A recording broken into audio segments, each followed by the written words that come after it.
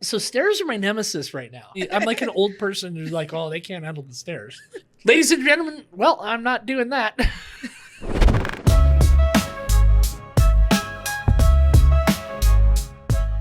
Ladies and gentlemen, welcome back to another episode of Airdrie Inside. We have returned to rival axe throwing.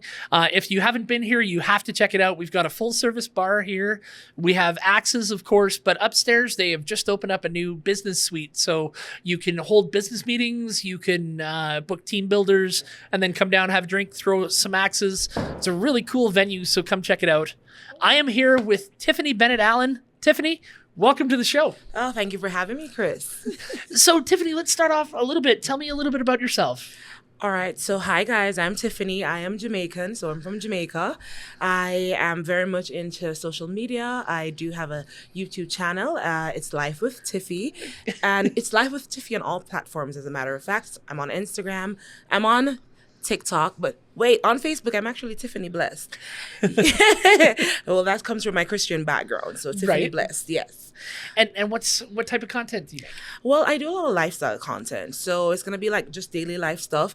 I am trying to stay in the gym. I'm not getting in because I've been in there, but I need to stay in there. Right. It's about the adventures of Calgary. I'm really trying to show people what Calgary and Airdrie has to offer. You know, coming from the Caribbean, it's a little bit different. And so I'm trying to explore all those adventures and share them with my platform. So, I mean, climate aside, we have so much in common with Jamaica. Right? Too much. Both hot, both on the beach. Oh, man. What brought you to Airdrie? What brought me to Airdrie? Family. Okay. So I visited Canada in 2015 for the first time with my husband. We came for Christmas, and I was like, we gotta live here. So wait a minute. I'm going to stop you there. So you came during Christmas in December. In December. A Canadian winter. It was deliberate. From Jamaica.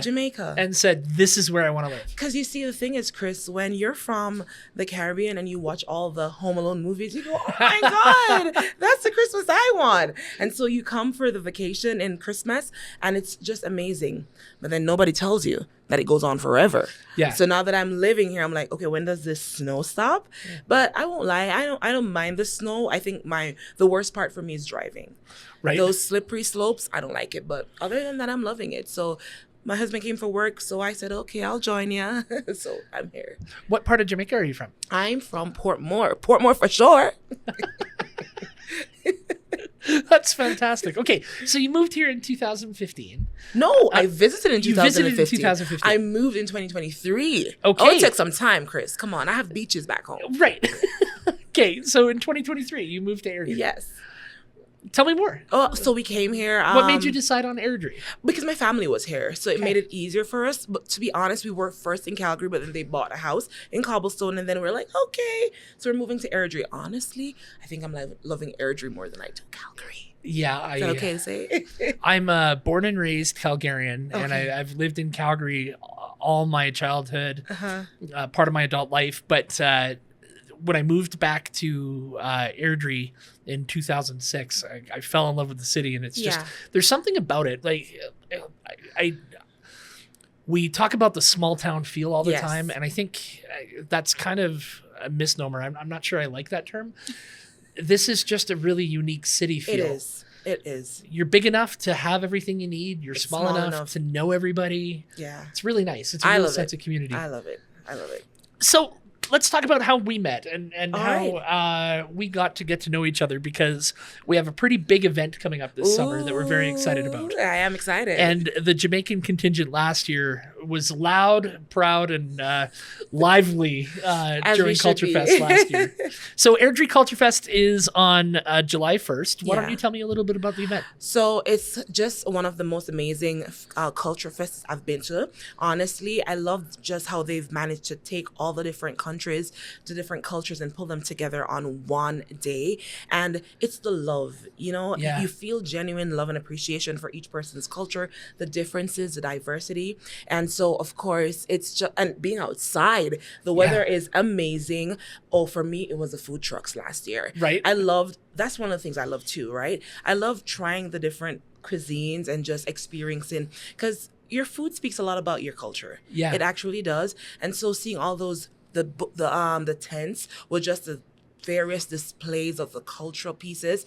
It was mind-blowing, to say the least. And I've heard just so many good comments coming back from that, from friends who I invited who want to be a part of it, not to mention the entertainment on the stage. I saw some things that I didn't know exist or I've only seen on TV. So it's good to experience it in real life. Yeah, I thought there was one moment last year. I'm with the group that's helping organize it and put it on with you.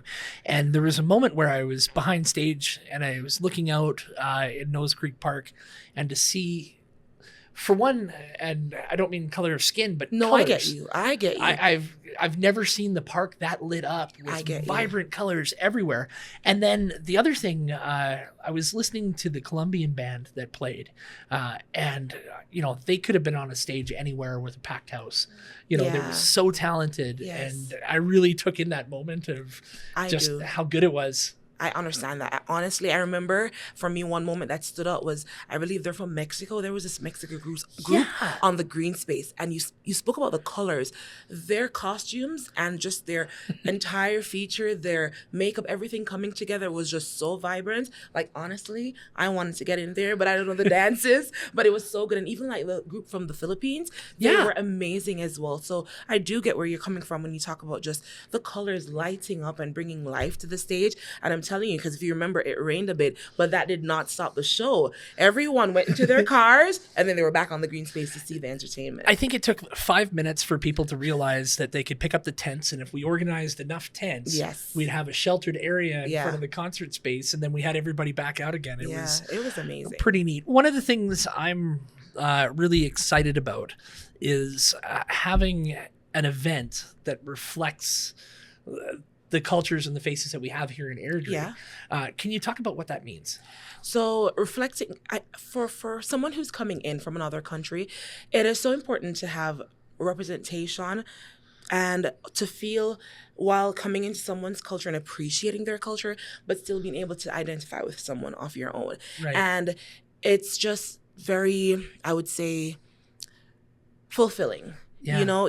You're getting something new, but you still have a taste of home.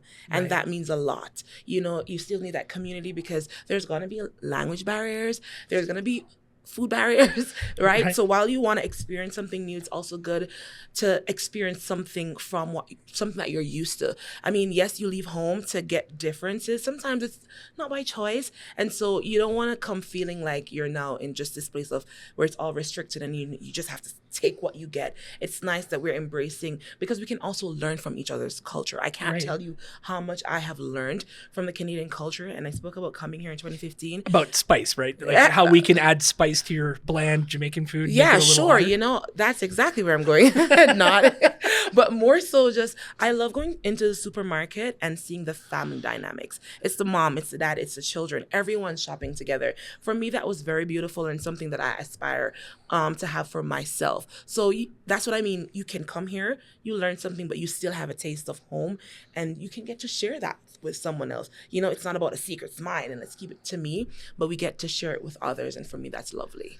Right. So tell me a bit more about the event. So when's it being held? I mentioned it earlier, but one more time. Okay, so it's going to be on July 1st at Nose Creek Park in Airdrie. And one of the big things is that we are seeking sponsors for the event. So if you are willing and wanting to sponsor something that's different, something that's diverse, something that's going to transcend through time. Because I don't see this stopping anytime soon. No. I'm just seeing where it's going to get bigger and better. And so if you want to partake in something like that, this is definitely the place for you. If you want an opportunity to share your culture, to share about your home with Canada, which Canada wants to hear about, it's an awesome opportunity for you as well. You can rent a tent where you can come and have your culture on display. So we're looking for sponsors, we're looking for volunteers, and we're also looking for vendors. If you want to put up a food truck on that day, you're welcome to do so. There is a cost to it. You can visit our website. It's Airdrie CultureFest.ca or .com. Yeah. Right? So you can go there and just get more information on it. We are on Instagram. We are on all the social media platforms. So go ahead and check us out. It's going to be amazing. So on Canada Day, it runs from 11 to 6. What can people expect? Oh, just good vibes, lots of entertainment. I'm told we're having a new spot, a beer garden. I know a lot of people are excited about that. A beer garden with its own performance stage. Oh, with it. So thank you, we're going to Chris. have 2 different performance stages. Yes. That's going to be a little bit different this year. Yeah. And we're also going to have food trucks closer to the beer garden. So Nice. kind of like a preferential spot. Yeah. So you get some good oxtail and a nice cold beer beverage. to Yeah, go you with got it. it. Yes. No, honestly, and like you talk about the different stages. We're gonna have the main stage, the stage by the beer gardens, and the green space is also open for entertainment.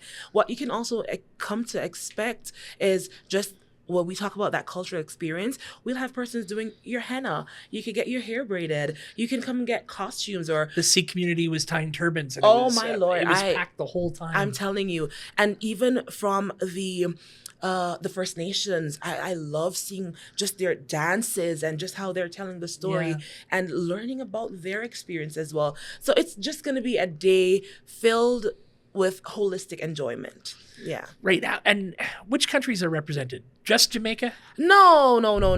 We have the entire Caribbean and the Americas. We have the Europeans that are being represented. We have our Indian family, the South Asians, Southeast Asians, the Filipino. Oh my Lord, we are going to have Canada represented. Everyone's going to be on display on that day.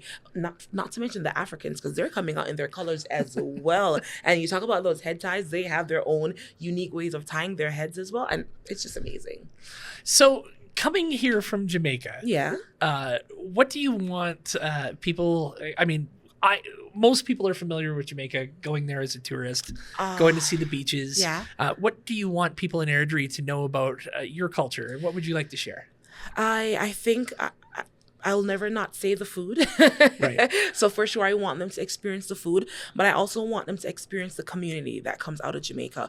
We're very big on community and being your neighbor's keeper. We know everyone. Honestly, and even if we don't know you, the moment we meet you, we know you. We're family, and that's big in Jamaica. I also want them to know that though we're a small island, we have a lot to offer. When you think about the Olympics, track and field, we dominate with the sprints. When you think about even cricket, I love seeing that where I'm seeing the Indians play, but I know that that's something that's a part of our culture as well.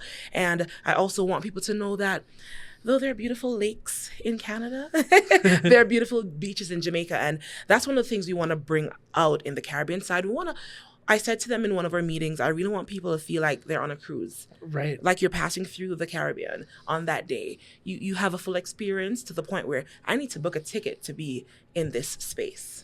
Now, one thing about CultureFest that I'm not sure people know, but it's a very decentralized process when it comes to planning. There's a board, and then there's continent leads. And what are the continent leads responsible for? So the continent leads are responsible for putting together like different vendors to represent these continents and sponsors that will also help in aid of promoting the different aspects of the culture. So the continent leads, we're responsible for just touching base with people in our communities, not just in Airdrie. We're also going out to invite persons from outside of Calgary as well, because we want everyone to get an opportunity to showcase what is it that you have here that can benefit the people who are from your side of the world. Right. And just really, really show.